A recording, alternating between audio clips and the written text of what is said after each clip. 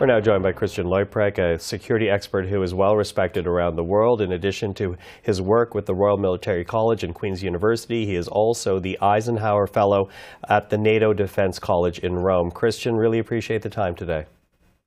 Michael, my pleasure. Hello. You know, as we continue to follow what's happening in the Middle East, I was hoping you might be able to give us some insight into the kind of diplomacy that would be happening right now. Of course, Joe Biden was in Israel this week, so was Rishi Sunak. And like Canada, they're expressing solidarity with Israel, but they're also trying to avert a bigger conflict. Can you talk to us about that issue and the kind of actions that are happening behind the scenes right now? Well, these visits usually take months to plan on both sides. So the fact that you're getting this flurry of activity from some of the most senior and influential leaders, especially across the democratic world, shows you just how much is at stake in this particular conflict and how potentially incalculable the consequences and the concerns are as to what might happen if this conflict is not contained. And so I think the imperatives here are trying to manage the strategic objectives that the West might have in this conflict with some of the political pressures on the ground on both sides. And I mean, those strategic objectives are ultimately not to further embolden Hamas and Iran, not to have a conflagration or a conflict that becomes impossible to contain. And of course, whether it's Rishi Sunak, Olaf Scholz, the US President Joe Biden, the objectives ultimately for the West have to be to continue to contain Russia in its invasion of Ukraine, contain Chinese ambitions, and when it comes to terrorism, fighting Salafist, jihadi, Islamist type terrorism. And any major conflict in the Middle East would seriously not only distract from that, but would suck up resources that are urgently needed elsewhere. Yeah, you know, that makes me then wonder about Joe Biden, because he was attempting to meet more than just Benjamin Netanyahu. He was also hoping to meet with the Palestinian Authority president, the Jordanian king, the Egyptian president, but those were either canceled or postponed. What was he trying to achieve then? Given all the pressures he's under, what was he trying to achieve? Assurances that they would not get involved in the fight, a condemnation of Hamas? What was it?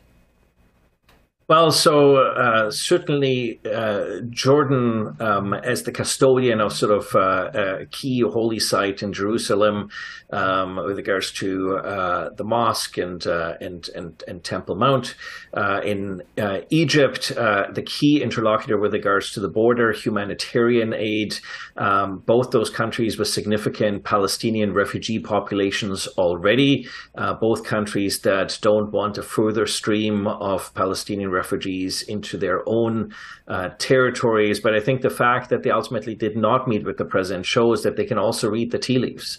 The great proportion of disgruntled, in particular young men throughout the Middle East that are very sympathetic, of course, to the Palestinian cause, and I think a real concern among Arab leaders that if they sympathize too much with Israel, with the United States, and sort of that this might be seen indirectly sympathizing with perhaps Israel, and that could ultimately perhaps cause sort of another revolution in their own countries.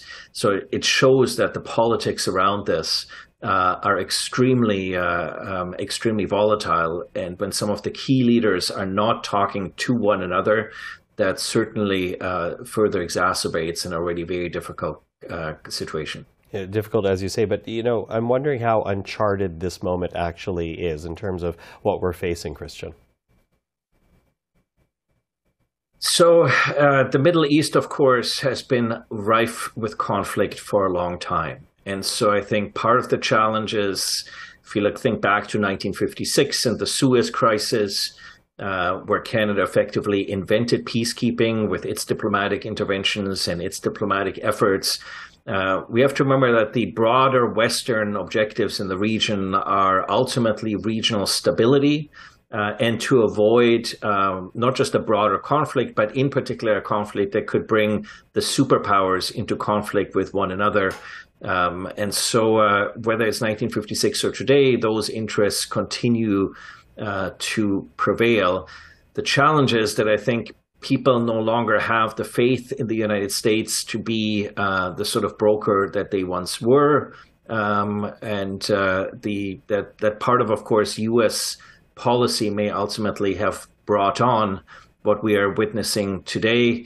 That is to say, the Biden administration efforts to trump, if you want, the Trump administration after the Abraham Accords, trying to get peace now between Saudi Arabia and Israel. That this is partially what sparked this, and the Biden administration effort to try to get stability in the conflict ahead of the U.S. election.